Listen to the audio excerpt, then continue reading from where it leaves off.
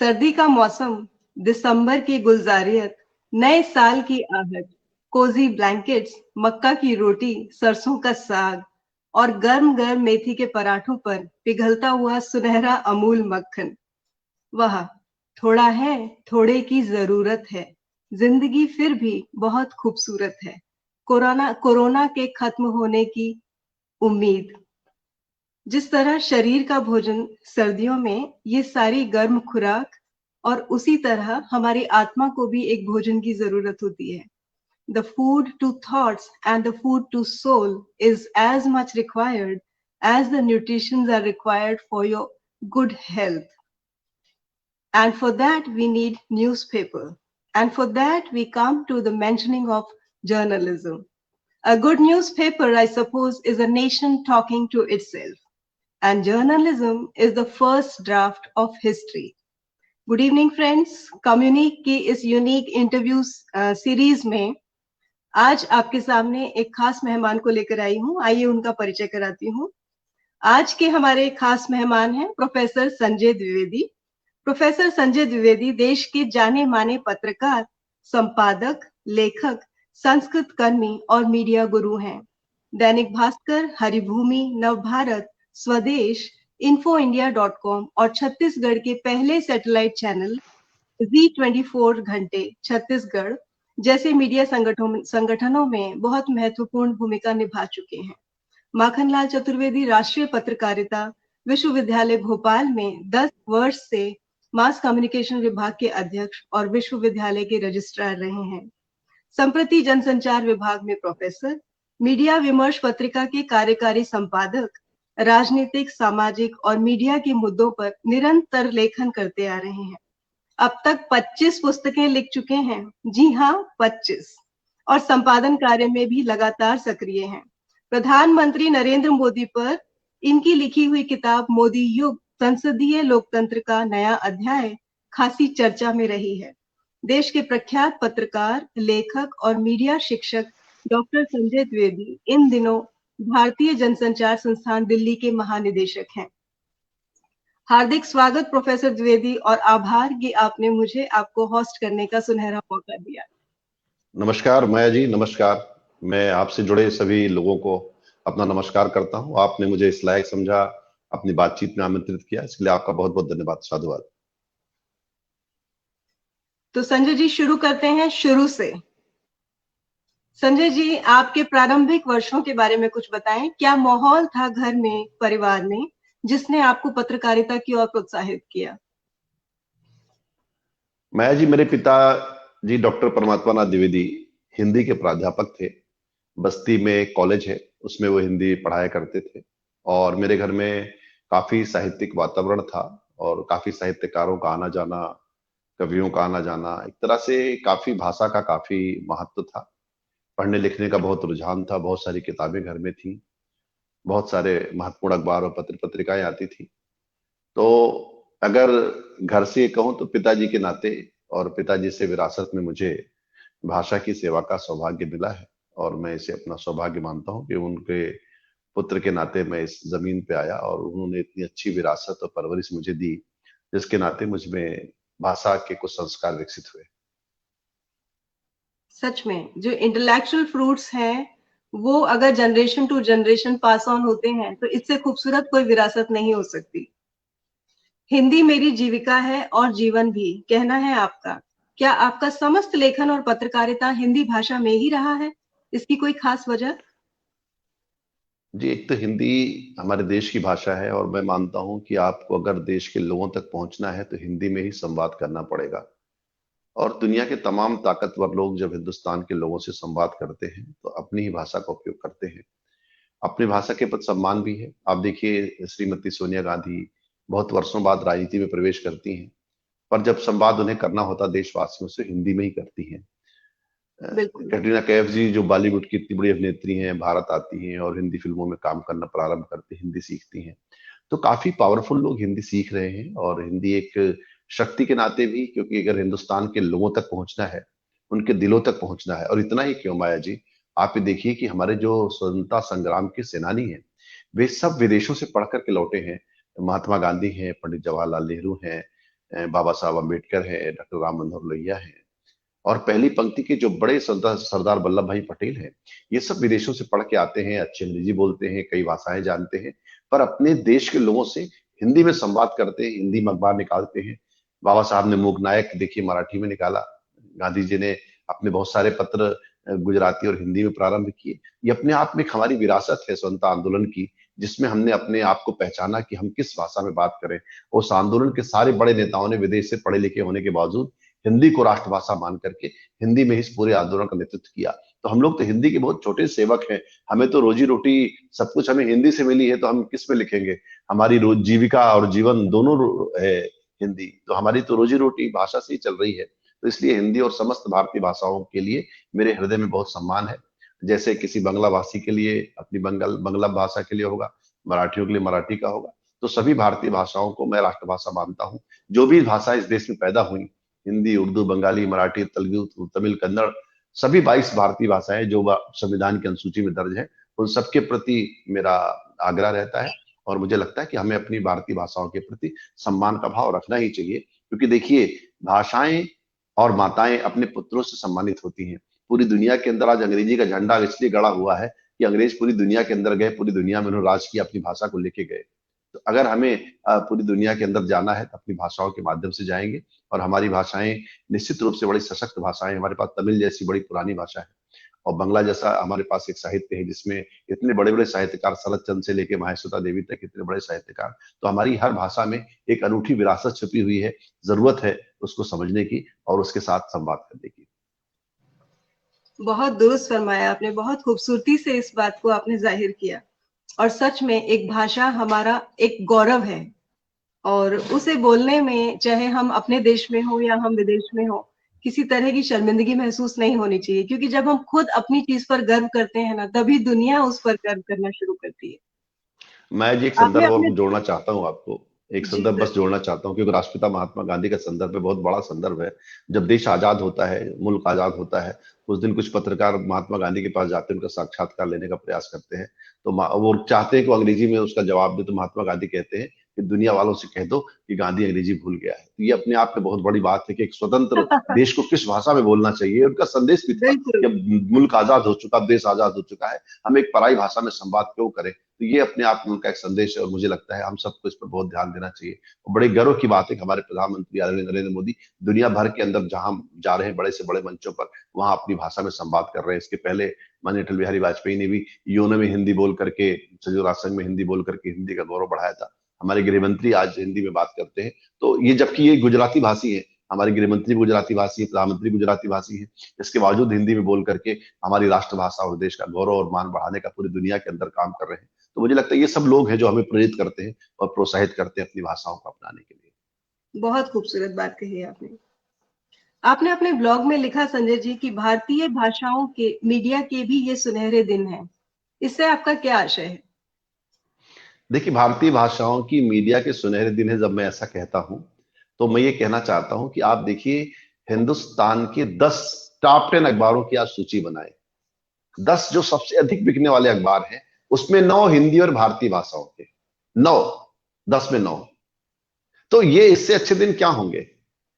अकेला अंग्रेजी का एक अखबार टाइम्स ऑफ इंडिया है जो टॉप 10 में आता है। आप जरा चैनलों की व्यूवरशिप देख लीजिए, चाहे एंटरटेनमेंट के चैनल हो, न्यूज के चैनल हो, इंफोटेनमेंट के चैनल हो, उन किन चैनलों को ज्यादा देखा जा रहा है। और आपको मैं कहता हूं माया जी कि हमारी जो भारतीय भाषाएं हैं, वो सब अब सिर्फ भारतीय भाषाएं नहीं, सब वैश्विक भाषाएं हैं। ग्लोब पर भारतीय हर जगह बसता है। बिल्कुल। आज हमारी बंगला भाषा बोलने वाले लोग कहां नहीं है, दुनिया के किस हिस्से में नहीं है।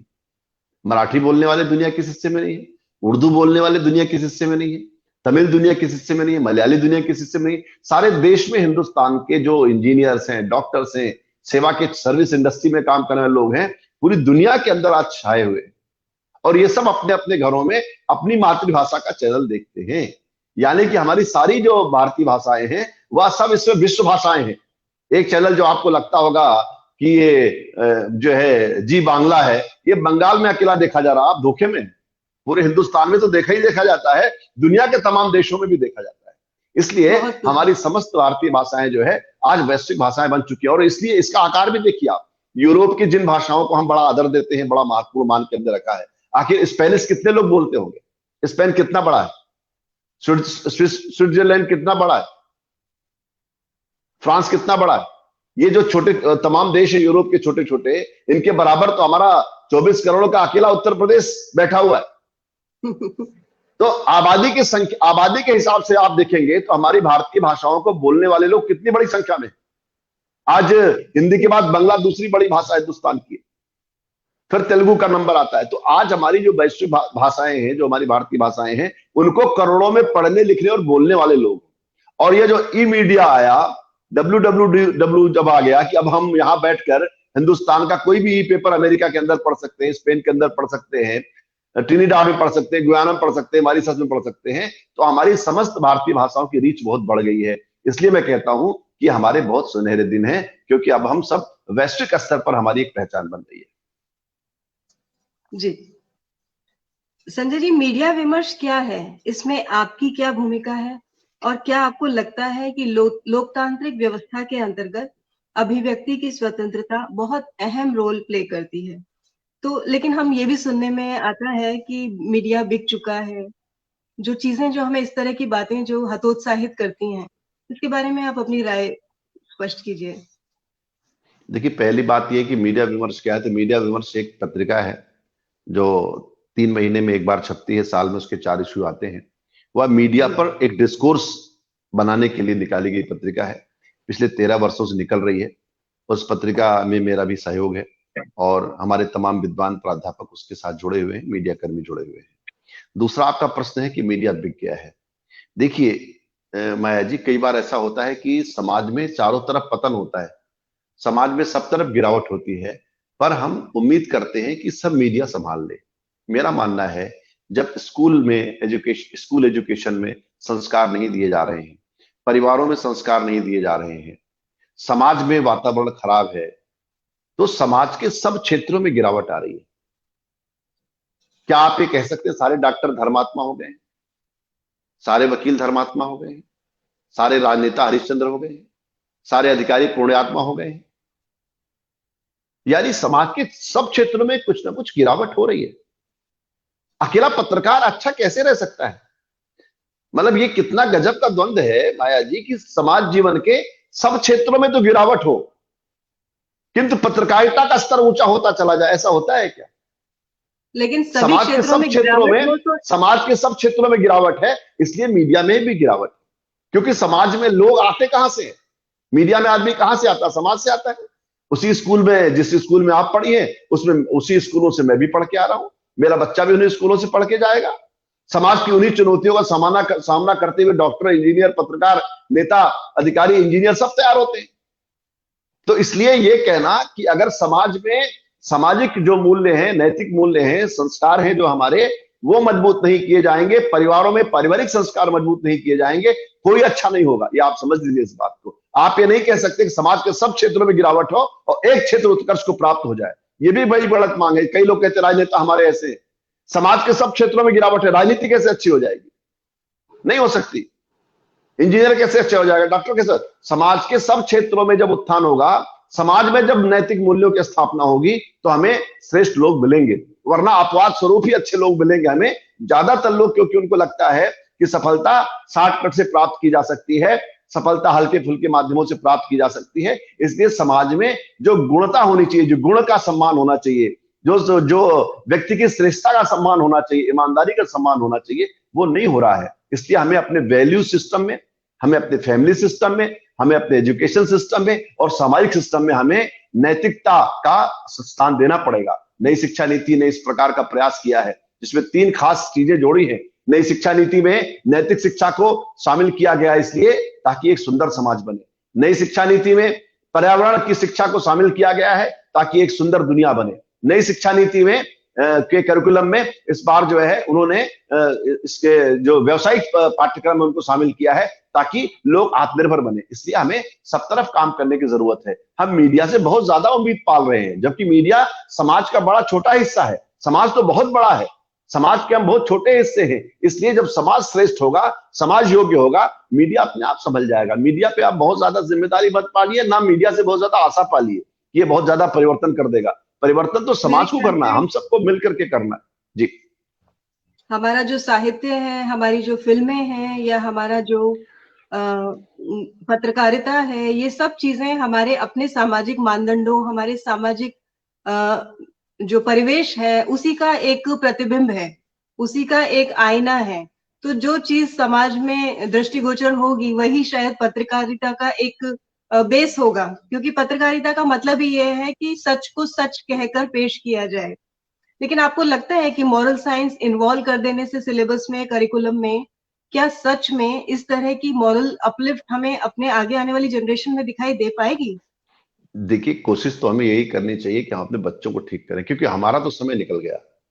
हम अगर चाहते हैं कि एक अच्छा भारत बने, एक सुंदर भारत बने, एक सुंदर समाज बने, अपनी नई पीढ़ी में हमें इन्वेस्टमेंट करना पड़ेगा। इन्वेस्टमेंट सिर्फ पैसे का नहीं, अच्छे स्कूलों का नहीं, सिर्फ उनकी सुविधाओं का नहीं कि ऐसी कक्षाएं बन गई हैं, हमें उनमें संस्कारों का इन्वेस्टमेंट करना पड़ेगा। क्योंकि लैक ऑफ नॉलेज नहीं है, लैक ऑफ इंफॉर्मेशन नहीं है, लैक ऑफ जो है इंफॉर्मेशन नहीं है, लैक ऑफ संस्कार। संस्कार क्या? संस्कृति। जो जो कभी हमारे अंदर है, कल्चरल जो बैकग्राउंड हमारा है, हम जड़ों से उखड़ते जा रहे हैं, वैल्यू सिस्टम, फैमिली सिस्टम ये हमारा कमजोर हुआ है, उसको हमको बचाना पड़ेगा। अगर हम अपने बच्चों को नहीं संभालेंगे, देखिए दुनिया भर के अंदर अगर हिंदुस्तान की प्रतिष्ठा है, इस नाते नहीं है कि आप बहुत बड़ी इकोनॉमी है, इस नाते नहीं कि आप एक भारी जनसंख्या लेकर चीन के मुकाबले खड़े हो जाते हैं। हिंदुस्तान का आदर सिर्फ इसलिए है, हिंदुस्तान की संस्कृति का सम्मान सिर्फ इसलिए है, हमारे पास एक बहुत वेल डिजाइन, वेल डिफाइंड और बहुत ही स्टेब्लिश्ड फैमिली सिस्टम है। वो फैमिली सिस्टम हमारा टूट रहा है। फैमिली सिस्टम टूटने का मतलब है संस्कारों का टूटना। फैमिली सिस्टम टूटने का मतलब है अपने बच्चों को सरकार के हवाले, स्कूलों के हवाले छोड़ देना। इसलिए हमें कहीं ना कहीं अपने फैमिली सिस्टम को रिवॉल्व करना पड़ेगा। मैडम, ये आपसे कहना चाहता हूं माया जी, यदि हम अपने परिवारों को बचा पाएंगे तो शायद हम अपने संस्कार को बचा पाएंगे, अपने स्कूलों को बचा पाएंगे। इसलिए अपने फैमिली सिस्टम को बहुत मजबूत करने की जरूरत है, जहां पर पैसे की कदर नहीं हो, जहां पर संस्कारों की कदर हो, जहां बड़ी गाड़ी से उतरने, बड़े भवनों के रहने के आधार पर सम्मान न किया जाए, बल्कि एक जो है, जो वास्तव में जो योग्य लोग हैं, जो प्रतिभाएं हैं, उनका आदर किया जाए, कलाकारों का सम्मान किया जाए, साहित्यकारों का सम्मान किया जाए, जो समाज को कुछ देते हैं। आप देखिए, देवता शब्द हमारी संस्कृति में एक शब्द है, देवता। तो देवता कौन है? जो देता है वो देवता है, देने वाला देवता है, जो ज्ञान दे रहा है या कुछ भी आपको प्रदान करता है वो देवता है। तो हमें अपने समाज को, देखिए देवत्व की हमारे समाज में कल्पना भी है कि एक साधारण मनुष्य को देवत्व की तरफ ले जाना है, यानी उसे देने वाला बनाना है, डिलीवरी सिस्टम में उसको ला के खड़ा करना है। तो हम समाज को देने लायक बने, और देने के लिए समाज लेगा क्या? अच्छी चीजें लेगा, बुरी चीज तो लेगा नहीं। तो कुछ देने लायक बने, और अपनी सोसाइटी में हमें इस चीज को विकसित करना पड़ेगा। नहीं विकसित करेंगे, देर हो जाएगी। ये जो लंबी गुलामी अंग्रेजों की हमने की, उसने हमारे जीवन में बहुत सारे अंधकार, बहुत सारी चीजें हमारे अंदर डाल दी है। इस हीनता से मुक्त होकर के भारत जाग रहा है, भारत अपने आप को पहचान रहा है। और मैं आपसे कहता हूं कि यह स्वप्न पूरा होगा, भारत फिर से जगत गुरु बनेगा। और जगत गुरु अपनी दादागिरी के आधार पर नहीं बनेगा, जगत गुरु अपने ज्ञान के आधार पर बनेगा, अपने कौशल के आधार पर बनेगा, अपनी सॉफ्ट स्किल्स के आधार पर बनेगा। और देखिए, भारत के पास दुनिया को देने के लिए है, इसलिए भारत को स्वीकार करेगी। कोई व्यक्ति जाता है, श्रेष्ठतम का ही चयन करता है, सबसे अच्छी जो चीज होती है उसको चुनता है। इसलिए भारत का विचार सबसे अच्छा विचार है, क्योंकि भारत कभी नहीं कहता कि मैं सर्वश्रेष्ठ हूं। भारत कहता है कि आप भी श्रेष्ठ हो सकते हैं, आप में भी श्रेष्ठ होने की संभावना है। हमने कभी नहीं कहा कि ये किताब आखिरी किताब है, इसके बाद कोई सच बात नहीं लिखी गई। हमने कहा आनो भद्रा करतो यंत विश्वता, यानी सभी दिशाओं से जो अच्छे विचार आ रहे हैं उनका स्वागत करें। इसलिए भारत की संस्कृति महान है। हमने, हमारी संस्कृति का मूल मंत्र का है, क्या है? वसुधैव कुटुंबकम। हमारा श्लोक है, अयम निजः परो वेति गणना लघु चेतसाम उदार चरिता नाम तो वसुधैव कुटुंबकम। ये अपना, ये पराया है। ये बात छोटे लोग करते हैं, छोटे मन के लोग करते हैं। भारतीय क्या कहता है? उदार चरिता नाम के, उदार चरित्र के लोग हैं, उनके लिए पूरी वसुधा एक परिवार है। यह विचार है, इस विचार से दुनिया में शांति होगी, भारत भी एक श्रेष्ठ राष्ट्र बनकर के उभरेगा। और भारत के रास्ते पर दुनिया चलेगी। ये जो रक्तपात है, खून खराबा आपको दिख रहा है, इस क्या संघर्ष है? लोग कहते हैं क्लैशेज ऑफ सिविलाइजेशन, सिविलाइजेशन से झगड़े करती है क्या? सभ्यताएं संघर्ष करती है क्या? ये तो असभ्यताओं का संघर्ष है, जिन्होंने मान लिया कि हम श्रेष्ठ हैं, इसके अलावा सब गलत है, हम ही महान हैं, इसके अलावा सब गलत है। अपने को श्रेष्ठ मानने के नाते दुनिया के तमाम देश एक दूसरे का खून बहा रहे हैं, तमाम संस्कृतियां एक दूसरे का खून बहा रही हैं। इसलिए हम ही श्रेष्ठ नहीं है, कोई भी श्रेष्ठ हो सकता है, और हम सब मिलकर ही इस विश्व को शांति और उसका सुमंगल का संदेश दे सकते हैं। और मुझे लगता है कि भारत का जो संदेश है उसको दुनिया पढ़ रही है, उसको समझ भी रही है। मेरे ख्याल से मूढ़ता का इससे बड़ा कोई प्रतीक नहीं कि हम अपने आप को सर्वज्ञानी समझें, और सर्वज्ञानी होने का इससे बड़ा कोई प्रतीक नहीं कि हम अपने आप को बिल्कुल अबोध और अज्ञानी समझें और हम दूसरों के ज्ञान को आदरपूर्वक स्वीकार करें। और ये कौन कहता है, मुझे बहुत सारे लोग बोलते हैं कि मैं बहुत अच्छा बोलती हूँ, बहुत अच्छा साक्षात्कार करती हूँ, बहुत अच्छी स्पीच देती हूँ। Hats off to you, you are wonderful, आप बहुत अच्छा बोलते हैं। और आपके वक्तव्य को सुनकर, आपकी हर बात को सुनकर मुझे ऐसा महसूस हो रहा है कि मैं किसी ऑडिटोरियम में हूँ और मैं स्टेज पे किसी बहुत बड़े मिनिस्टर को बोलते हुए सुन रही हूँ, और मुझे तो मोदी जी की भी एक झलक दिखाई दे रही है। संजय जी, आपसे एक निजी सवाल करूंगी जो कि शायद अब निजी नहीं है। आपकी नियुक्ति को लेकर काफी विवाद रहा। ये जो पद आपको अब मिला है, ये जून 2019 से रिक्त पड़ा हुआ था, और आरोप है कि इस महत्वपूर्ण पद के लिए आप पर्याप्त अनुभव और शैक्षिक योग्यता नहीं रखते हैं। It has been said that Sanjay Dwivedi does not have UGC NET in journalism and mass communication discipline, and so he cannot even be appointed as a lecturer or an assistant professor, but he has got the above posts.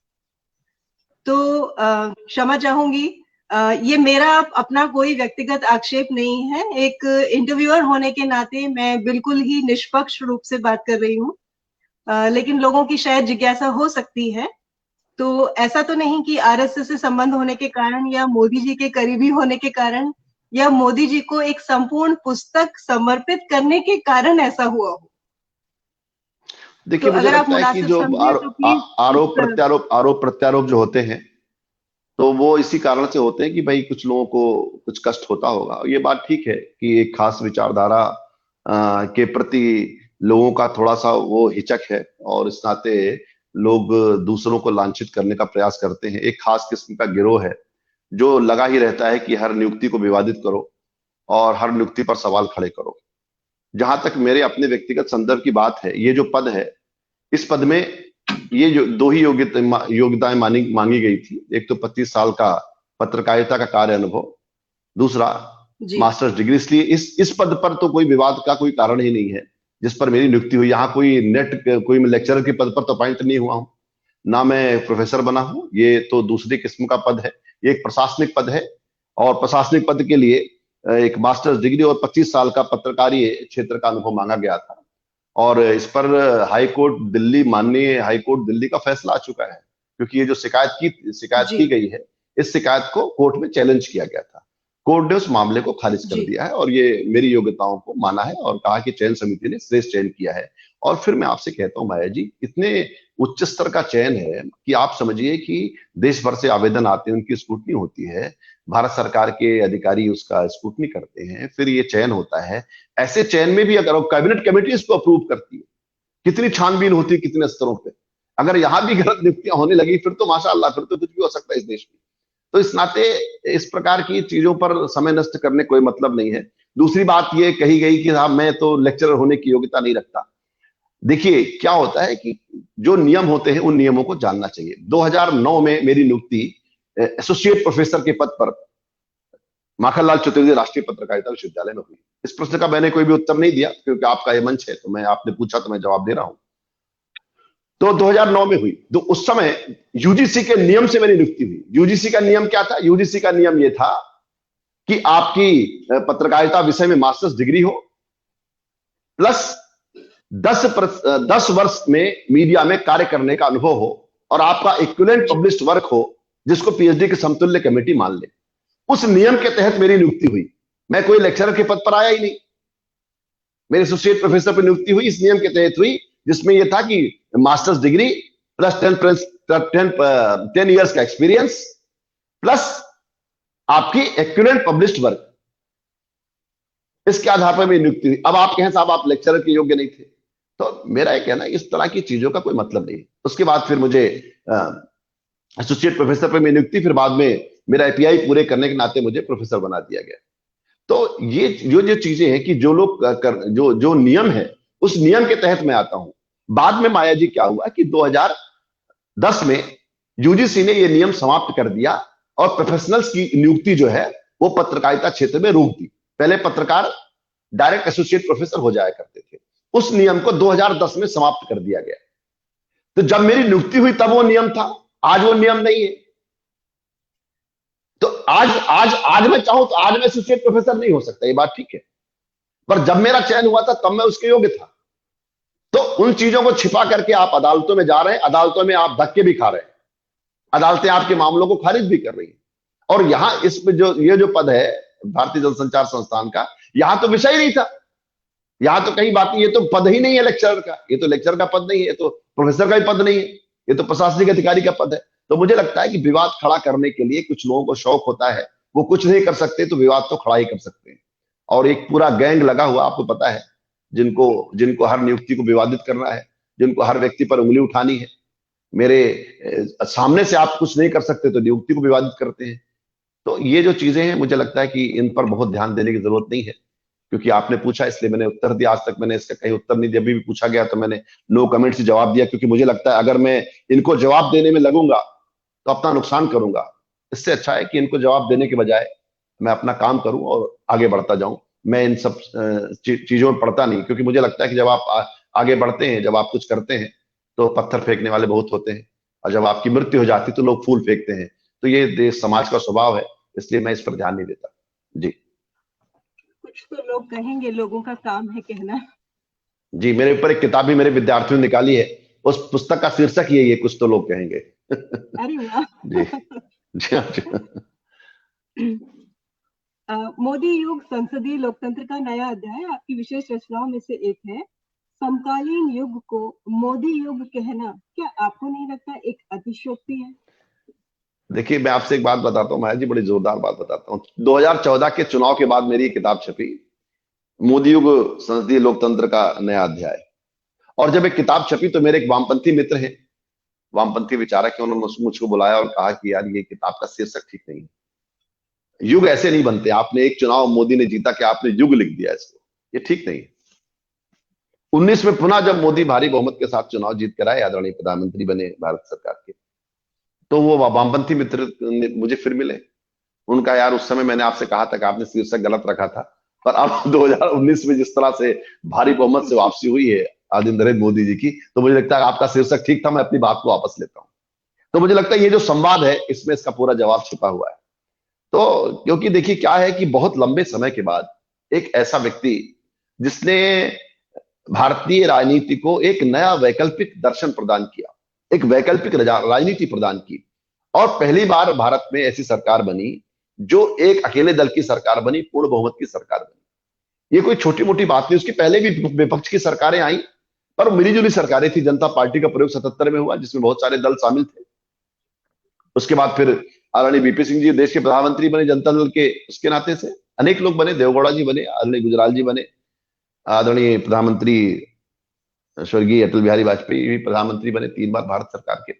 पर वो सब मिलीजुली सरकारें थी। पहली बार एक ऐसी सरकार बनी और एक ऐसे नेता के नेतृत्व में बनी जिसको बहुत लांछित किया गया था, बहुत अपमानित किया गया था, उस पर बहुत सारे ऐसे आरोप लगाए गए थे और उनके पूरे गुजरात मॉडल को क्वेश्चन किया गया था।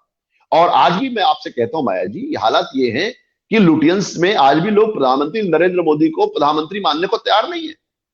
वो मानते नहीं इस बात को कि एक गुजराती हिंदी बोलने वाला आदमी कैसे दिल्ली में आकर के राज कर रहा है।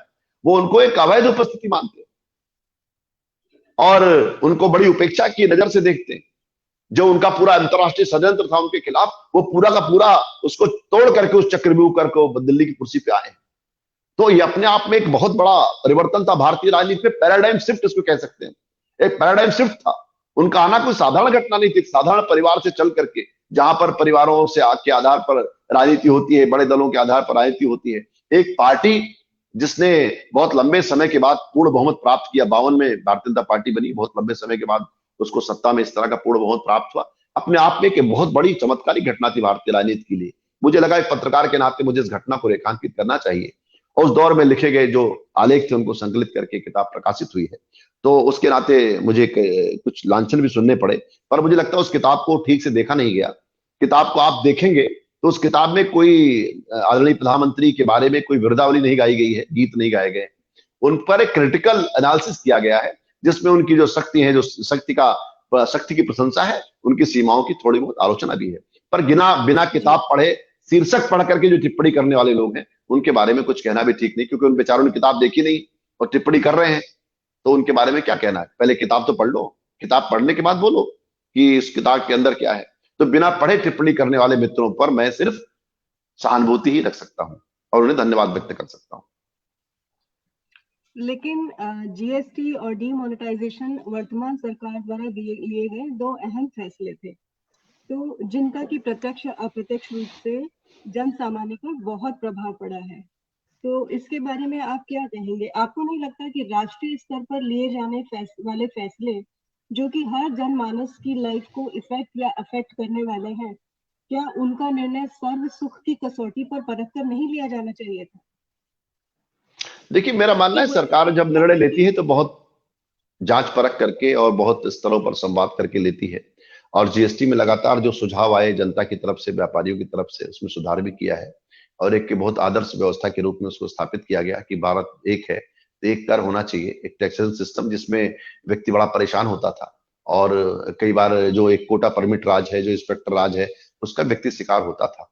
तो जीएसटी ने एक नए तरह की शुरुआत की है। अब लोग उसके बड़े अभ्यस्त हो गए हैं। जब वो चीज प्रैक्टिस में आ गई तो आज जीएसटी की व्यापारी वर्ग प्रशंसा करता है। पहले जरूर उसको लेके थोड़ी हिचक थी, पर जैसे धीरे धीरे इसमें सुधार हुआ, सारा हुआ, लोग एक आदत में चीज आ गई। तो मुझे लगता है जब कोई हम नया काम प्रारंभ करते हैं, कोई नई चीज शुरू होती है, तो उसका शुरू में थोड़ा विरोध होता ही है। आप कोई भी परिवर्तन करेंगे, देखिए जिस देश में जब कंप्यूटर आ रहे थे, स्वर्गीय प्रधानमंत्री आदरणीय राजीव गांधी जी जब एक संचार क्रांति की बात कर रहे थे, तो कंप्यूटरीकरण का भी विरोध इस देश की राजनीति में हो रहा था और कहा गया कंप्यूटर से लोगों के रोजगार चले जाएंगे, लोगों के हाथ कट जाएंगे, ये हुआ। पर आपने देखा कि कंप्यूटर्स के आने के बाद कितनी बड़ी संख्या में रोजगार सृजन हुआ और लोगों को रोजगार मिला।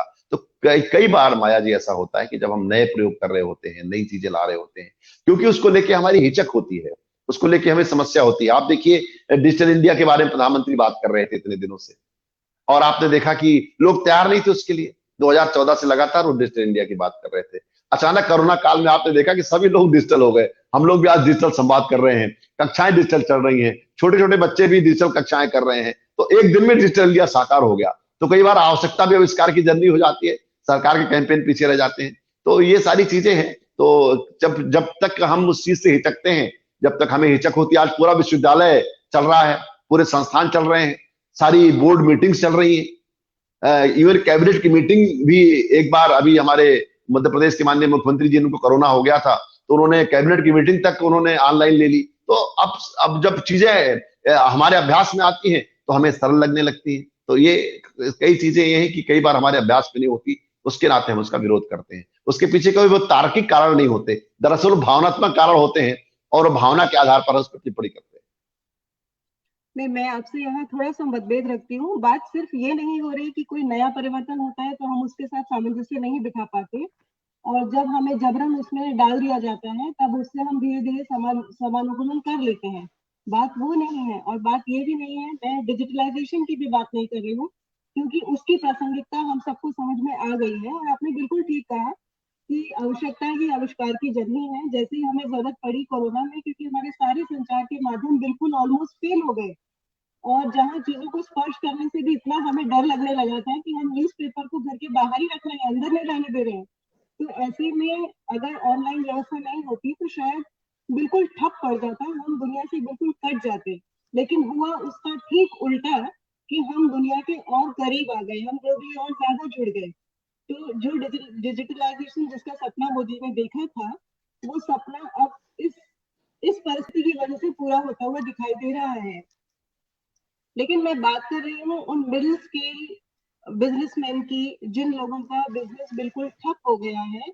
आप उन चुनिंदा लोगों की बात मत कीजिए जिनका व्यापार जीएसटी के आने के बाद बढ़ा है। हम बात करेंगे जनरल ऑन एवरेज उन व्यापारियों की जिनका बिजनेस इसकी वजह से ठप हुआ है, क्योंकि एक ही प्रोडक्ट पर 5% जीएसटी और उसी प्रोडक्ट पर 12% जीएसटी, और वजह ब्रांडेड और अनब्रांडेड का ये जो खेल है, इसकी वजह से एक व्यापारी बिल्कुल विपन्न होकर रह गया। और कंपोजिशन में अगर हम आते हैं तो सेम प्रोडक्ट पे 1% जीएसटी है। तो हम जब बात करते हैं स्मॉल स्केल इंडस्ट्रीज की, जिनकी की टर्नओवर मान लीजिए 5 से 10 करोड़ एनुअल है, जो बहुत मेहनत करके अपनी ब्रांड को किसी तरह से एस्टेब्लिश कर पाए हैं, अगर वो ब्रांडेड के लिए जाते हैं तो उन्हें 12% जीएसटी देना होता है, और अगर वो अनब्रांडेड के लिए जाते हैं तो वो 5% में अपना कुछ मुनाफा कमा सकते हैं। तो ऐसे में क्या सरकार उन्हें फिर से, आवश्यकता आविष्कार की जननी है, मैं उस बात को रिपीट करूंगी, तो परेशानियां भी कहीं ना कहीं हमें गलियां निकालने के रास्ते दिखाती है। तो जो लिक्विडिटी की कमी आई है, जो प्रॉपर्टी की वैल्यू कम हो गई है, जो एक व्यापारी जो लोन लेकर अपना बिजनेस बहुत अच्छे से करने की कोशिश कर रहा था, अब उसे उस लोन की इंस्टॉलमेंट्स पे करने के लिए, अगर उसके पास एसेट्स हैं, चाहे फिक्स या जिसको हम बोलते हैं फिक्स एसेट्स, या जो उनके पास रनिंग एसेट्स हैं, अगर वो उन्हें लिक्विड करना भी चाहे तो भी वैल्यू इतनी कम हो गई है कि हर व्यक्ति की फाइनेंशियल वर्थ बहुत ज्यादा रिड्यूस हो गई है, और इससे बहुत ज्यादा परेशानी का सामना एक एवरेज बिजनेसमैन को करना पड़ रहा है। तो इससे हम अभ्यस्त हो जाए, या इसे हम डिजिटलाइजेशन की तरह एक पॉजिटिव स्टेप मानकर एक्सेप्ट कर लें, तो 3-4 साल तो हो ही गए देखते हुए, नहीं एक्सेप्ट कर पा रहे बहुत सारे लोग। और चाहे कोई वो एक फार्मर हो, या वो छोटा बिजनेसमैन हो, या वो कोई गवर्नमेंट सर्वेंट हो, सभी को इकोनॉमिकली बहुत वीक फील हो रहा है। उसके बारे में क्या कहना चाहेंगे आप? इसी बात के लिए मैंने कहा कि सर्वसुख की कसौटी पर परख कर ये निर्णय दिया जाना चाहिए था, लेकिन इसमें मुझे सर्वसुख कहीं नजर नहीं आता।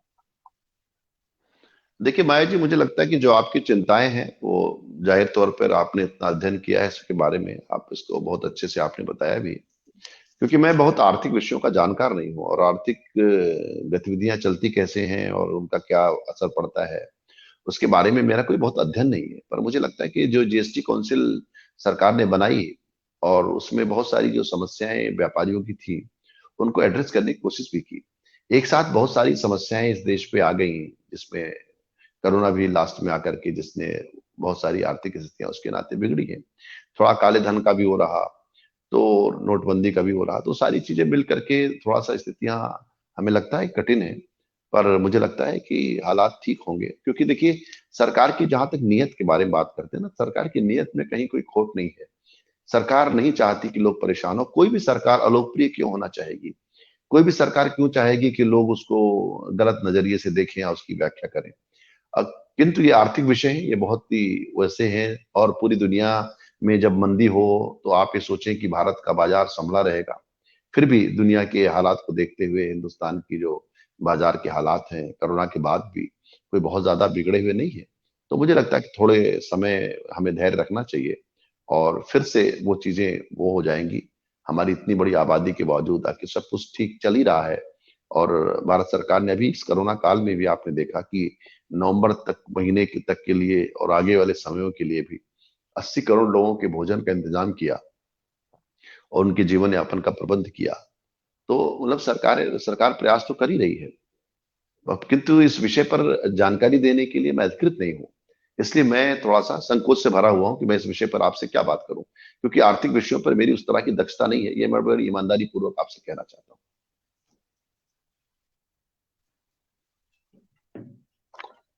आपकी पुस्तक, जिसका मैं 2 बार जिक्र कर चुकी हूँ, क्या भारतीय सरकार, वर्तमान सरकार का निष्पक्ष रूप से विश्लेषण करती है? क्योंकि मैंने कुछ चीजें पढ़ी इस बारे में, मैं पूरी किताब अभी नहीं पढ़ पाई हूँ, मैं जरूर पढ़ूंगी। लेकिन कुछ मुद्दे आपने भी उठाए, जैसा कि आपने भी कहा कि आपकी ये पुस्तक इस सरकार का प्रशस्तिगान नहीं है। बहुत सारे सवाल आपने भी पूछे हैं, बहुत सारे मुद्दे आपने भी उठाए हैं। जैसे कि आपने नोटबंदी के लिए कहा कि ये काले धन के खिलाफ आभासी लड़ाई है। जी। नहीं तो उसमें नोटबंदी का मामला भी था, कैशलेस का मामला भी था। वो किताब को आप देखेंगे तो कई सारी चीजों पर मैंने उस समय क्रिटिकल रुख अपनाया था। और अब क्योंकि अपनाया था तो किताब में दर्ज है। उसमें नोटबंदी की भी थोड़ी सी आलोचना है, कैशलेस जो किया गया उस समय उसकी भी मैंने थोड़ी सी आलोचना की। हालांकि आज के दौर में ऐसा लगता है कैशलेस का निर्णय ठीक ही था, पर उस समय मुझे लगा कि नहीं, क्योंकि उस समय शादी विवाह का मौसम था जब नोटबंदी हुई थी। आपको ध्यान होगा कि उसमें शादी ब्याह के मौसम थे, परिवारों में शादी, तो लोग काफी परेशान हुए, उनको काफी समस्या आई। तो मैंने अपनी किताब में इस बात को दर्ज किया कि भाई अब दक्षिणा हमें देनी है पंडित जी को, तो मैं उनको एटीएम पे तो नहीं दे सकता, मुझे तो नगद पैसे ही चाहिए। तो वो जो समाज के दर्द थे उसको मैंने अपनी किताब में दर्ज किया है। और मुझे लगता है कि उस नाते उस समय जो मेरी एक पत्रकार के नाते जो भावनाएं थी उसको मैंने व्यक्त की। आज शायद मुझे वो उसको उतने जोर से कहने में संकोच होगा, और उस समय क्योंकि मैं एक पत्रकार के नाते, एक अध्यापक के नाते मैंने उस बात को कहा, और क्योंकि कहा और किताब में दर्ज है तो उसको वापस भी नहीं ले सकता। पर जरूर कि जो समाज का जो कष्ट था जो सामने दिख रहा था उसको मैंने व्यक्त करने का काम किया। आपने बहुत सुंदर उदाहरण दिया पंडित वाला, क्योंकि हमारे भी यहाँ कुछ इस तरह का सुअवसर था उन्हीं दिनों में। और पंडितों का उस वक्त ये हाल था कि उन्हें बड़ा नोट छोटा लगने लगा था। कि मुझे लगता था कि नहीं, अब 500 की नोट देने की कोई जरूरत नहीं, अब मैं 100 के खुले नोटों से काम चला सकता हूँ। आपने कहा कि प्रधानमंत्री नरेंद्र मोदी अभी भी इलेक्शन मोड में ही है, और उनकी भाषण शैली बहुत आक्रामक है, और ऐसा लगता है कि अब भी वो विपक्ष पर उसी तरह हमलावर हैं जैसे कि वो सत्ता में आने से पहले थे। इस बात को थोड़ा सा खोलकर समझाएं। नहीं, मेरा मानना है कि प्रधानमंत्री जी की जो वक्तृत्व कला है वह उनका सबसे बड़ा गुण है, और वो एक बहुत अच्छे कम्युनिकेटर हैं। और जो उनकी संभाषण कला है उसको पूरी दुनिया के अंदर बहुत ध्यान से सुना जाता है। तो उन वो कई चीजों पर, कई तल पर काम करते हैं। एक तो पार्टी के कार्यकर्ता के नाते वो जिस तरह से चुनाव अभियानों का नेतृत्व करते हैं वो अपने आप में बहुत बड़ी बात है। इसके साथ साथ वे स्वयं बहुत अच्छे वक्ता, विलक्षण वक्ता हैं। और उसके साथ उनकी जो देह भाषा, बॉडी लैंग्वेज जो है, वो आप देखिए कि वो उनका ड्रेस सेंस, उनकी बॉडी लैंग्वेज, उनकी जो प्रस्तुति है पूरी अपने इसको लेकर के, तो मुझे लगता है कि एक बहुत अलर्ट और बहुत ही बेहतर कम्युनिकेटर की तरह हमारे सामने आते हैं। और जो समाज के जो प्रश्न है, समाज की जो जरूरतें हैं, उनको वो उस तरह से व्यक्त करते हैं। और क्योंकि उनको रूट्स का पता है, क्योंकि जड़ों से जुड़े हुए हैं, क्योंकि वो बहुत छोटे स्थान से निकलकर बहुत सारे प्रांतों में अपने दल का काम करते करते आज वो प्रधानमंत्री के पद तक पहुंचे हैं। तो मुझे लगता है एक जो विशाल अनुभव जब उनके जीवन में होता है, किसी व्यक्ति के जीवन में, जैसे वो किसानों से बात कर रहे हैं तो वो खेती किसानी के जो उदाहरण और उदाहरण देते हैं, वो मेरे जैसे व्यक्ति के लिए भी कठिन है, क्योंकि मेरा मेरा मैं किसान परिवार का हूं पर मैं कभी खेत में गया नहीं। तो ऐसे जो लोग हैं वो उनको सुन के चमत्कृत रह जाते हैं। और इसीलिए मुझे लगता है कि वो दिल से, जो दिल का जो संवाद है, हृदय से हृदय का संवाद है, वो करते हैं वो। तो मुझे लगता है कि एक बेस्ट कम्युनिकेटर कैसा होना चाहिए, कैसे कम्युनिकेटर कम्युनिकेट करना चाहिए और किस तरह से अपनी बातें रखी जानी चाहिए, उसमें वो सिद्धस्त है। और इसलिए आज सिर्फ भारत ही नहीं बल्कि पूरी दुनिया के अंदर उनकी इस वक्तृत्व कला का सम्मान होता है, और वो अपने विषयों को बड़ा अधिकार के साथ रखते हैं। वक्तव्य कला कौशल आप में भी बहुत अच्छा है, मैं फिर से एक बार उसकी प्रशंसा करना चाहूंगी। संजय जी, आजकल काफी बड़ी संख्या में हमारे युवा पत्रकारिता में भी काफी रुझान दिखा रहे हैं। इस चीज को क्या आप एक आशावादिता की नजर से देखते हैं? आपको लगता है कि एक बहुत पॉजिटिव चेंज आया है, जहां बच्चे पहले इन चीजों से भागना चाहते थे और घिसे पिटे ढर्रे पर ही अपना करियर बनाना चाहते थे, उन्हीं स्ट्रीम्स में जाना चाहते थे, आज जर्नलिज्म भी उनकी फेवरेट स्ट्रीम्स में से एक है। तो इसे आप किस तरह से देखते हैं? मैं जी, मुझे लगता है कि जो आज की जो पीढ़ी है वो बहुत साहसी है, बहुत हिम्मती है, बहुत बहादुर है, और एक नया विजन, एक नया नजरिया उनके पास है।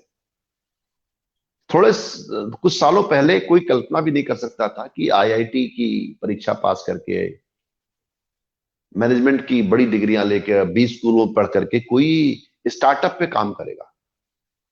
पर आज देखिए हमारे नौजवानों ने कितने सारे स्टार्टअप शुरू किए, बिल्कुल। बड़ी बड़ी डिग्रियां उनके पास, गांव में जाकर के काम कर रहे हैं, सर्विस ये इंडस्ट्री तो में अपना अभूतपूर्व योगदान कर रहे हैं। बिल्कुल। तो ये पीढ़ी बड़ी साहसी है, ये बड़ी बहादुर पीढ़ी है, जो हिम्मत के साथ, उसको कल की चिंता नहीं है, वो अपने आज को गढ़ना चाहती है, अपने सपनों के साथ जीना चाहती है। बहुत सुंदर और मुझे अवलोकन लगता है कि आपका। ये जो साहस है, ये ये जो साहस है ये परिवारों से भी आ रहा है। आज आज माता पिता भी बदले हुए, आज परिवार भी बदला हुआ, आज परिवार से भी उनको सहयोग मिल रहा है, सपोर्ट मिल रहा है। बिल्कुल। आज माताएं भी बदल गई हैं, आज पिता भी बदल गए हैं। तो ये सारा परिवेश बदला है, अकेले नौजवान नहीं बदला है। घरों से आज लोग अपनी बेटियों को पढ़ने के लिए भेज रहे हैं। आप गांव के तरफ जाएंगी, साइकिल से लड़कियां स्कूल जाती तरफ दिखेगी, क्या आपको आनंद आएगा? इतनी असुरक्षा के बावजूद, जब हालात इतने खराब है, बेटियों की सुरक्षा को लेकर के अभी हमारी हालत क्या है आप जानती हैं देश की। बिल्कुल। बावजूद इसके आप गांव के अंदर जाएंगी, बड़ी संख्या में लड़कियां साइकिल लेकर के जा रही। एक बदला हुआ भारत, एक आकांक्षावान भारत है, जो अपने सपनों में रंग भरना चाहता है, जो पीछे नहीं रहना चाहता। ये संतोषी भारत नहीं है कि वह को निर्पोय हमें क्या हानि, वो भी अब दौड़ में आगे बढ़ना चाहता है। उसको भी मुंबई जाना है, दिल्ली जाना है, अपने सपनों में रंग भरना है। और जो मुंबई दिल्ली पहुंच गए उनको अमेरिका और ब्रिटेन कहां कहां की यात्राएं करनी है। एक ग्लोबल मनुष्य जो है भारत के अंदर विकसित हुआ है, उसके सपने बहुत बड़े हैं। सामान्य पृष्ठभूमि आज उसके पैर की बेड़ियां नहीं है। पहले सामान्य पृष्ठभूमि का व्यक्ति बड़े सपने नहीं देख सकता था। और मुझे लगता है कि ये जो सूचना क्रांति हुई है, ये जो WWW हमारे पास आया है, वर्ल्ड वाइड वेव्स, इसने हमको एक नई प्रकार की शक्ति दी है। ये अपने आप में हम लोग एक गीत गाते थे, दसों दिशाओं में जाएं दल बादल से छा जाएं। उस तरह से आज जो है नौजवानों की ऊर्जा का विस्फोट हो रहा है। इसको मैं आकांक्षावान भारत कहता हूं। यह आकांक्षावान भारत है जो अपनी आकांक्षाओं में, अपने सपनों में रंग भरना चाहता है, जो सभी असुरक्षित क्षेत्रों में प्रवेश करना चाहता है। आज एक गांव में बैठा बच्चा भी फिल्म के डायरेक्टर बनने का सपना देखता है। पहले वो सिर्फ हीरो बनने का सपना देखता था, आज वो क्रिएटिव डायरेक्टर बनना चाहता है, आज वो कैमरामैन बनना चाहता है।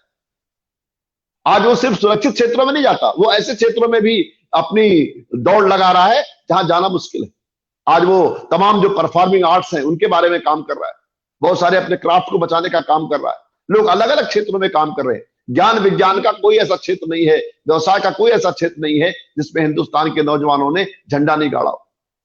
ये ओला से लेके एटीएम तक, पेटीएम तक किसने खड़े किए? ये हिंदुस्तान के नौजवानों ने खड़े किए।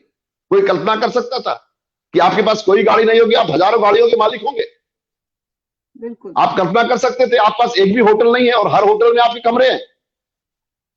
इस प्रकार की सर्विस इंडस्ट्री में जो योगदान हिंदुस्तान के नौजवानों ने किया है वो विस्मित कर देने वाला है। और मुझे लगता है कि वो रोज रोज नए नए स्टार्टअप्स के बारे में सोच रहे हैं। कितने सारे स्टार्टअप्स हैं, आप सोचकर आश्चर्य करेंगे। कितने प्रकार की सर्विसेज हैं, कितने प्रकार की सेवाएं हैं। हमारा तो दिमाग भी नहीं काम करता, ये काम भी हो सकता है क्या? बुजुर्गों को घर में दवा पहुंचाने का भी काम हो सकता है क्या? तो ये अपने आप में नौजवानों ने जिस तरह से सोचा है और अपने सपनों के साथ जीना सीखा है, मुझे लगता है कि ये बहुत अच्छी बात है। और हिंदुस्तान की शक्ति इससे प्रकट हुई है, हिंदुस्तान के नौजवानों को इससे काम मिला है। और हिंदुस्तान के नौजवान आज सिर्फ काम मांगने वाले नहीं बल्कि काम देने वाले बन गए हैं। ये भी एक बहुत अच्छी बात है। बिल्कुल, आपकी बात से पूर्णतः सहमत हूँ। बहुत खूबसूरती से आपने ये बात रखी और ये बिल्कुल हकीकत है कि हमारे पंखों का साइज डिसाइड नहीं करता है कि हम कितनी उड़ान भर पाएंगे, हमारी महत्वाकांक्षाएं डिसाइड करती हैं। और जो बच्चा जो गांव में रहता है, जिसके पास सुख सुविधाओं का भी अभाव है, अगर वो कोई सपना देखता है, एकदम विलक्षण सपना, उसको पूरा करने का मादा भी रखता है। और ये अपने आप में बहुत खूबसूरत बात है और शायद ये बहुत बड़ा पॉजिटिव चेंज है हमारी सोसाइटी में। संजय जी, आपको क्या लगता है कि मीडिया का व्यवसायीकरण हुआ है? एक इंटरव्यू में मैंने पढ़ा कि आपने कहा कि अगर मीडिया प्रोडक्ट बन चुका तो जनता उपभोक्ता है, कंज्यूमर्स हैं, so whatever is asked by the consumer, the manufacturer has to provide that. तो जो जनता मांगेगी वो परोसना ही होगा। तो मेरा सवाल ये है कि क्या एक अध्यापक को किसी नैतिक दायित्व के भरोसे नहीं चलना है? क्या वो वही देगा जो स्टूडेंट लेना चाहता है? क्योंकि स्टूडेंट तो माफ कीजिएगा सिर्फ फ्री पीरियड ही लेना चाहता है। ऐसे में पत्रकारिता का नैतिक कर्तव्य क्या है? देखिए, पत्रकारिता चाहे वो कितना भी सस्ता क्यों ना हो, कितना भी निम्न कोटि का क्यों ना हो, या वो दिया जाए जिसकी की उनके मानसिक पोषण के लिए जरूरत है। जैसा कि मैंने शुरू में कहा, the food to thought and the food to soul. देखिए, ऐसा है माया जी कि एक अध्यापक होने के नाते या शिक्षक होने के नाते तो सैद्धांतिकता का जो पाठ है वो तो सभी पढ़ाते हैं, सिद्धांत तो पढ़ाए जाते हैं, पर साथ साथ व्यवहारिकता भी पढ़ाई जाती है।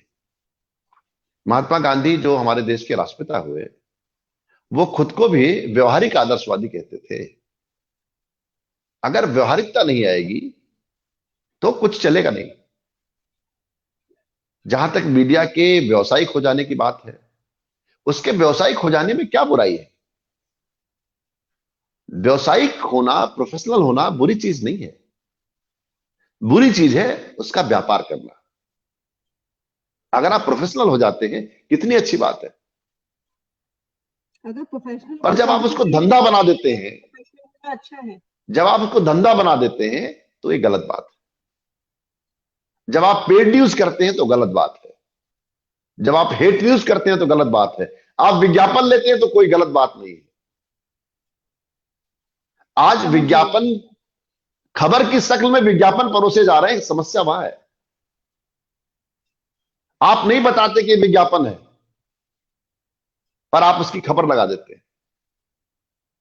तो समस्या यह है कि जो आपने इस लोग कहते हैं गंदा है पर धंधा है। जब आप धंधे में उतर जाते हैं, जब आप हर चीज का व्यापारीकरण करते हैं, वो चीज ठीक नहीं। क्योंकि देखिए, कई लोग कहते हैं कि साहब ये भी प्रोडक्ट है। भाई, ये प्रोडक्ट नहीं है, ये इंटेलेक्चुअल प्रोडक्ट है। ये साबुन तेल नहीं है, ये जूते चप्पल नहीं है, ये कुर्सियां और मेज नहीं है, सोफे और फ्रिज नहीं है। आप समझिए, इसका एक सांस्कृतिक परिप्रेक्ष्य है, इसकी कल्चरल वैल्यू है। ये हमारे घर के अंदर आएगा, इसको लोग पढ़ेंगे, उनका दिमाग खराब होगा। वो उस टेलीविजन को देख करके उनके घर टूट रहे हैं, वो गलत वैल्यूज, गलत भाषा सीख रहे हैं। आपके सीरियल से हमारा परिवार बिगड़ रहा है, आपके सीरियल्स की भाषा सुनकर हमारे बच्चों की भाषा बिगड़ रही है। इसलिए इसका एक अलग महत्व है। इसको आप ये नहीं कह सकते प्रोडक्ट है, ये एक वैचारिक उपक्रम है। और जो वैचारिक उपक्रम होता है उसकी जिम्मेदारी होती है। जब आप किसी इंटेलेक्चुअल प्रोडक्ट के साथ होते हैं तो आपकी एक सामाजिक और नैतिक जिम्मेदारी है। आप वो नहीं परोस सकते जो हमारी संस्कृति के, हमारी परंपरा के अनुकूल नहीं है। आपको किसी ने अधिकार नहीं दिया है कि आप हमारे ऊपर गलत चीजों को आरोपित करें। क्योंकि एक अखबार अकेला नहीं आता है, एक अखबार अपने साथ विचार लाता है, एक अखबार अपने साथ संस्कृति लाता है, एक अखबार अपने साथ भाषा लेकर के आता है। एक जमाने में कहा जाता था आपको भाषा सीखना है तो आप अखबार पढ़िए। आज भाषा सीखने के लिए अखबार पढ़ेंगे, भाषा का सर्वनाश हो जाएगा। हिंदी सीखने के लिए हिंदी के अखबार पढ़ो, अरे आधी तो उसमें अंग्रेजी के हेडिंग लगे रहते हैं। स्टूडेंट्स ने हॉस्टल को लेकर स्ट्राइक की, यह शीर्षक है, इसमें हिंदी किधर है भाई? तो ये जो प्रयोग हो रहा है भाषा का, और भाषा के साथ जो इस तरह का हो रहा है, अच्छा नहीं है। इससे पूरी भाषा भ्रष्ट हो रही है। हम एक पूरा वाक्य हिंदी में बोल नहीं सकते, एक पूरा वाक्य अंग्रेजी में नहीं बोल सकते। आप हमारी छोड़िए, ब्रिटेन में लोग परेशान हैं, सब जगह लोग परेशान हैं। उनकी अंग्रेजी भ्रष्ट हो गई, हमारी हिंदी भ्रष्ट हो गई।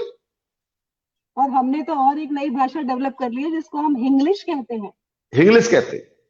तो ये जो मिलावटी कारोबार है, आप बताइए, मैं आपकी दाल में 4 कंकड़ डाल दूं, कैसा आनंद आएगा? थोड़ी सी धूल डाल दूं, कितना आनंद आएगा? मतलब कर क्या रहे हैं? खाने की चीजों में मिलावट बर्दाश्त नहीं है, उसके लिए उपभोक्ता फोरम चले जाते हैं, उसके लिए आप 10 अदालतें खटखटाते हैं।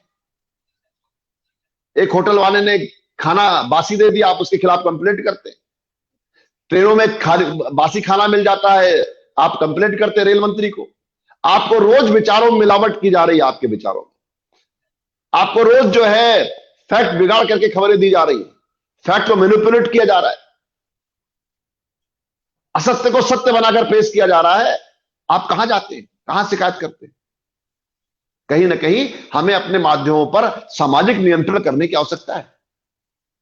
आज वल्गर से वल्गर चित्र अखबार के अंदर छपता है, कोई एडिटर को फोन करके बोलता है कि तेरा अखबार हम बंद कर रहे हैं, आज से आपका अखबार मेरे घर में आज से नहीं आएगा। कोरोना के नाते आपने अखबार बंद किया, पर वल्गरिटी फैलाने के लिए, गलत और भ्रष्ट भाषा का इस्तेमाल करने के लिए आपने अखबार बंद नहीं किए।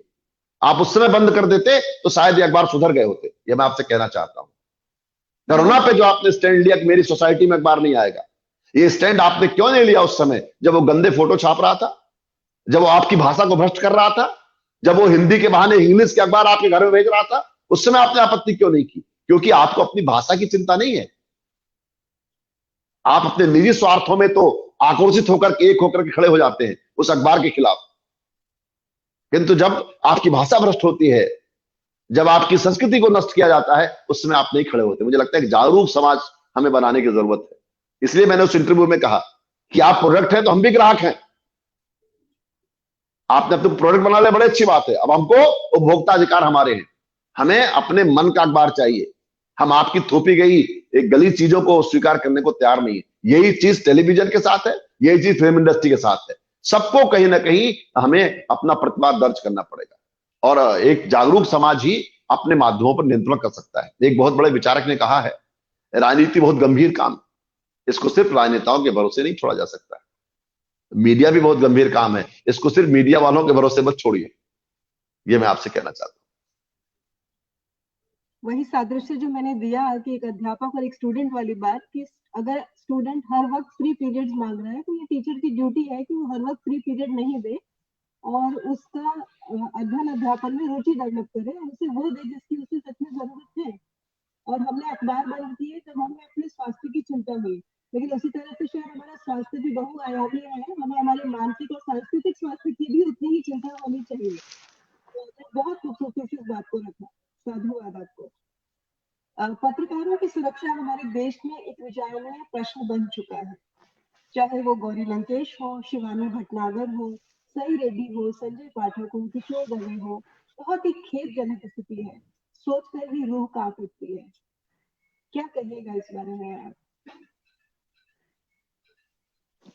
निश्चित रूप से पूरी दुनिया के अंदर पत्रकारिता का जो व्यवसाय है उसमें जोखिम बहुत है, रिस्क बहुत है और बहुत ईमानदारी से जो काम करने वाले लोग हैं, जो खबरें निकालते हैं और समाज के सामने सच लाने का प्रयास करते हैं, उनके सामने खतरा हमेशा रहा है।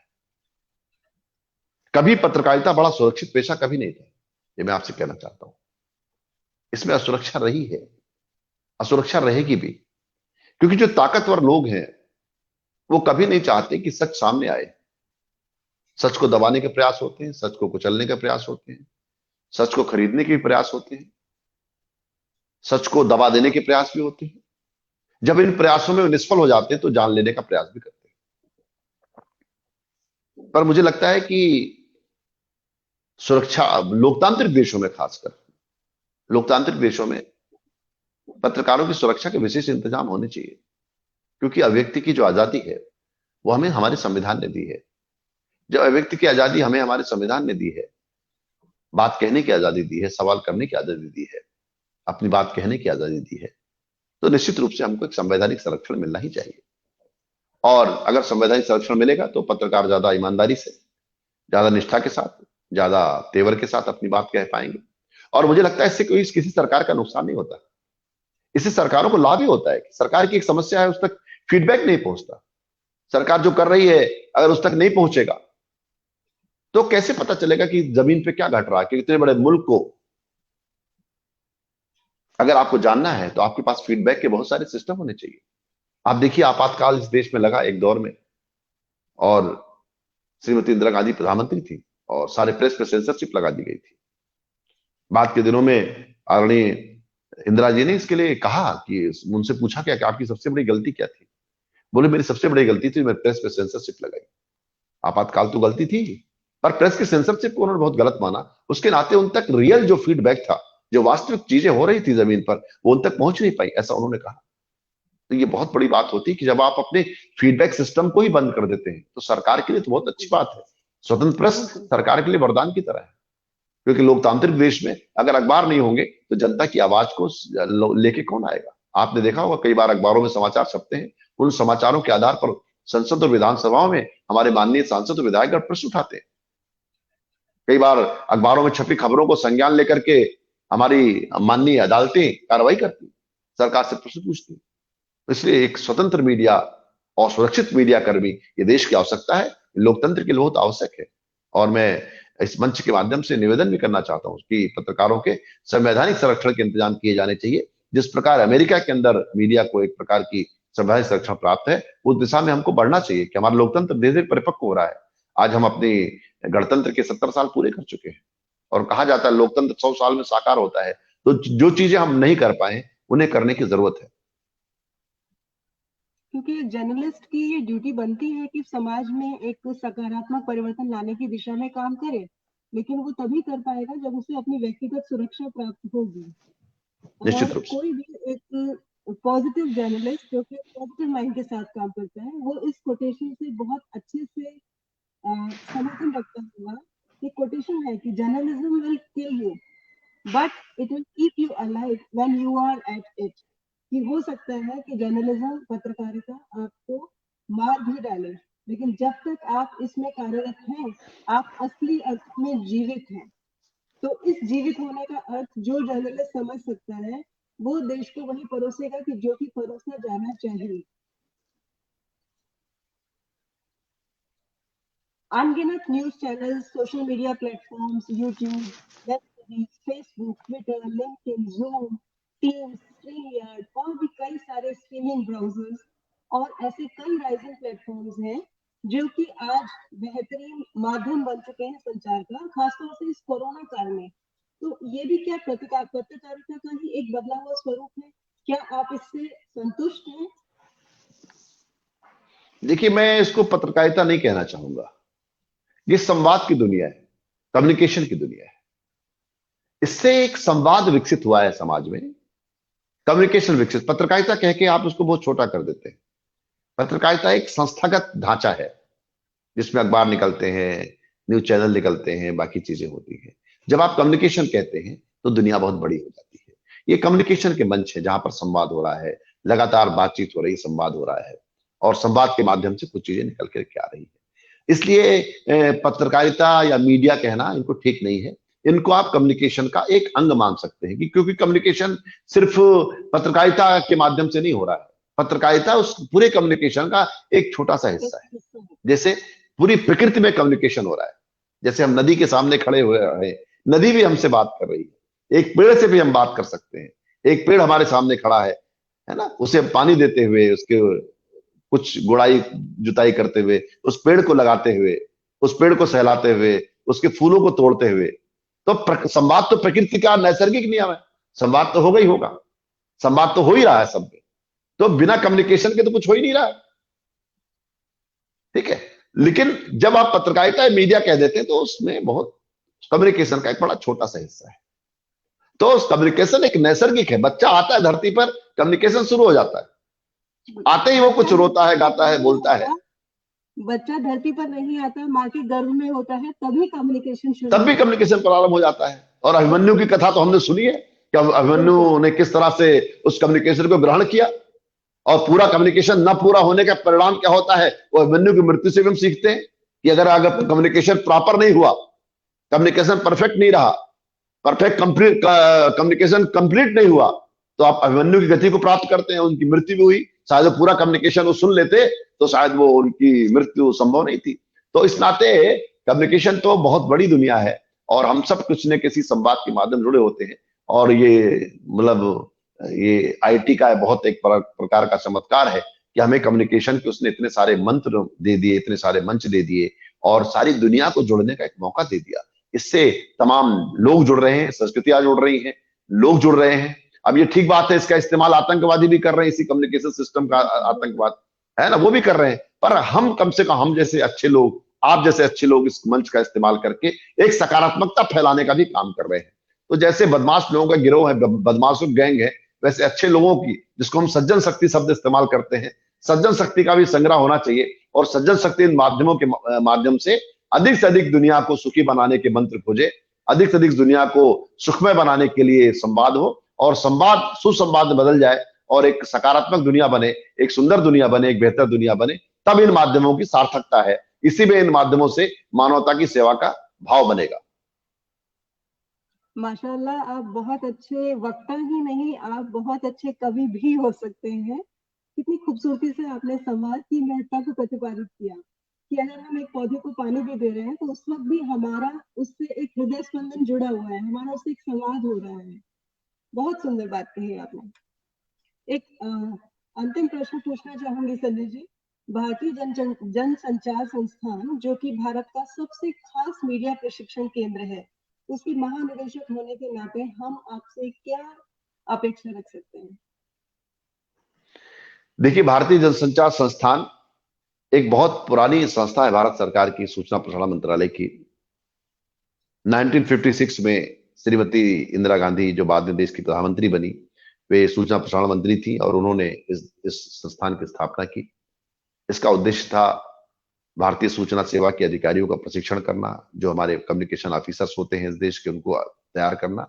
इसके साथ एक बहुत बड़ा उद्देश्य इसका था, तीसरी दुनिया के जो देश हैं उनके पत्रकारों, उनके कम्युनिकेशन ऑफिसर्स को ट्रेन करना और एक सुंदर दुनिया बनाना।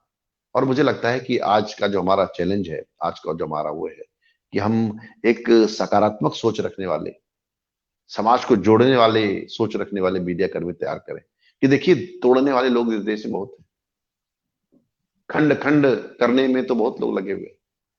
हम कैसे टूट सकते हैं, हम क्यों अलग अलग हैं, हमें क्यों टूटना चाहिए, ऐसा बताने वाले अनेक लोग।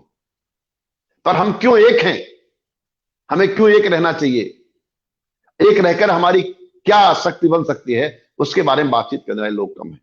मुझे लगता है कि जो भी संस्थान है शिक्षा के, उनका पहला कर्तव्य है कि वो अपने विद्यार्थियों में ये भाव संचारित करें कि कंट्री फर्स्ट, सबसे पहले देश है। अगर ये देश रहेगा, ये राष्ट्र रहेगा, तो हम सब रहेंगे। और जब हम देश कहते हैं तो देश कैसे बनता है? देश बनता है लोगों से। देश अपने आप में कोई चीज नहीं है। आजादी के आंदोलन में हमारे नेताओं की सभाओं में जब नेता पहुंचते थे तो लोग भारत माता की जय बोलते थे। पंडित जवाहरलाल नेहरू ने लिखा है एक जगह, जो भारत के पहले प्रधानमंत्री हुए, उन्होंने एक जगह लिखा है कि मैं सभाओं में जाता हूं तो लोग लगाते भारत माता की जय, भारत माता की जय। मैं कई बार सोचा करता था कि भारत माता कौन है, कौन है भारत माता? जो पंडित जी विचारक थे, बोले मैं सोचता था भारत माता है कौन, किसके बारे में लोग बोलते। भले मैंने बहुत विचार किया और ये पाया कि हम सब भारत माता है। बहुत सुंदर। ये जो देश के लोग हैं, जब मैं देश की बात कहता हूं तो देश अपने आप में, देश जमीन का टुकड़ा नहीं है। देश बनता है देश के लोगों से। इसलिए हमारी जिम्मेदारी अगर देश के प्रति है, उसका मतलब अपने लोगों के प्रति, अपने लोगों को सुखी बनाना, अपने लोगों को उनके लिए सुविधाएं खड़ी करना, अपने लोगों के सुख चैन की चिंता करना, उनकी अच्छी शिक्षा की व्यवस्था करना, उनके अच्छे स्वास्थ्य की व्यवस्था करना, उनके दुख दर्द में खड़े होना, उनके सुख में आनंदित होना, उनके दुख में दुखी होना। यह है हमारा देश का भाव। और जब हम कहते हैं भारत माता के लाल हैं या हम भारत माता की बेटे बेटियां हैं, तो हम सब एक रिश्ते में जुड़ जाते हैं। इसलिए इस धरती पर रहने वाले प्रत्येक मनुष्य के साथ हमारा एक भाईचारा है, हमारा उससे एक आत्मीय पारिवारिक संबंध है। और ये कोई देश 1947 में नहीं बना, जिसके बारे में कई बार भ्रम होता है कि ये देश अंग्रेजों ने डंडा मार मार के बनाया। ना ना, आप धोखे में, अंग्रेजों का बनाया देश नहीं है। विष्णु पुराण कहता है, उत्तरम यह समुद्रस्य हिमाद्रश्चैव दक्षिणम वर्षम तद भारतीय नाम भारतीय संतति। ये मेरा उद्घोष नहीं है, ये विष्णु पुराण का उद्घोष है। विष्णु पुराण ने इसके बॉर्डर्स तय किए हैं, हमने नहीं तय किए। ये देश अंग्रेजों ने नहीं बनाया, ये 47 में बनाया हुआ देश नहीं है। ये देश पुरातन राष्ट्र है, 5,500 साल तो लिखित इतिहास हमारे पास है, उससे भी पुरातन ये राष्ट्र है। इसलिए इस राष्ट्र की महान संस्कृति को समझने की आवश्यकता है।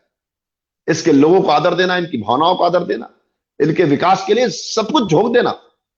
सिर्फ अपना परिवार और मेरा घर, इसके बजाय पूरी सृष्टि की चिंता करना, यह हमारा स्वभाव रहा है। और आप देखिए, हमारे धर्म ग्रंथ भी हमको ये सिखाते हैं। रामचरितमानस में तुलसीदास जी एक ही बात लिखते हैं, परहित सरिस धर्म नहीं भाई, पर पीड़ा सम नहीं अदमाई। हमारा धर्म क्या कहता है? दूसरों की सेवा करने से बड़ा कोई धर्म नहीं है, और दूसरों को दुख पहुंचाने से बड़ा कोई अधर्म नहीं है। गोस्वामी तुलसीदास। अब आपको दूसरा बताता हूं। आप, व्यास जी ने बहुत रचनाएं की, इतनी सारी 18 पुराण रचे व्यास जी ने, 18 पुराण बनाए मैडम, 18 पुराण। पर 18 पुराणों में व्यास जी ने कहा क्या?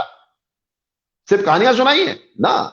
एक ही मंत्र है, अष्टादश पुराणेषु व्यासस्य वचनद्वयम्। 18 पुराणों में व्यास दो ही बात कहते हैं, परोपकाराय पुण्याय पापाय परपीडनम। यानी परोपकार करना पुण्य है और दूसरे कष्ट देना ही अधर्म है। यह हमारा धर्म है। बहुत सुंदर। तो इतनी महान संस्कृति के हम उत्तराधिकारी हैं, हमने कभी किसी को पराया माना ही नहीं। आपको जान के आश्चर्य होगा, केरल में हिंदुस्तान की पहली मस्जिद बनी। राजा ने बुलाया वहां के केरल के, आइए बनाइए, पूजा पाठ करिए, कोई समस्या नहीं है।